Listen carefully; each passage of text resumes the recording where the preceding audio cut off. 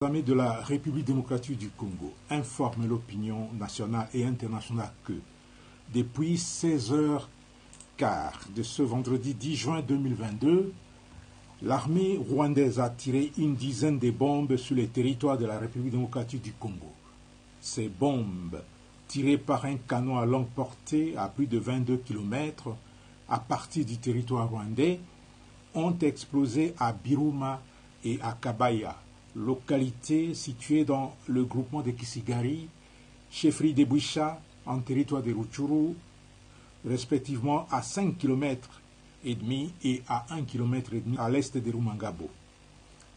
Pour les bombes de Kibaya, tombées plus précisément dans l'enceinte de l'Institut Saint-Gilbert, les bilans encore provisoires est de 2 enfants de sexe masculin tués.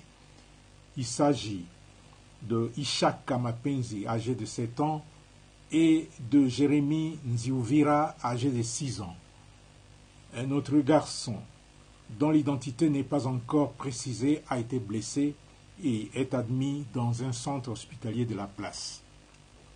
En plus du bilan humain, l'armée rwandaise a bombardé toute une école, ce qui constitue à la fois un crime de guerre et un crime contre l'humanité.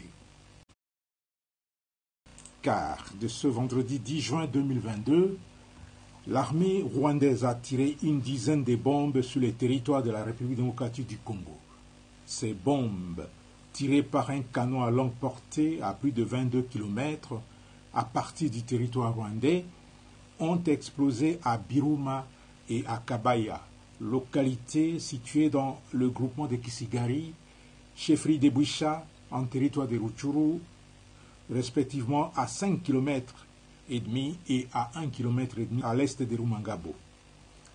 Pour les bombes de Kibaya, tombées plus précisément dans l'enceinte de l'Institut Saint-Gilbert, les bilans encore provisoires est de 2 enfants de sexe masculin tués. Il s'agit de Ishaka Mapenzi, âgé de 7 ans, et de Jérémy Nziuvira, âgé de 6 ans. Un autre garçon, dont l'identité n'est pas encore précisée, a été blessé et est admis dans un centre hospitalier de la place.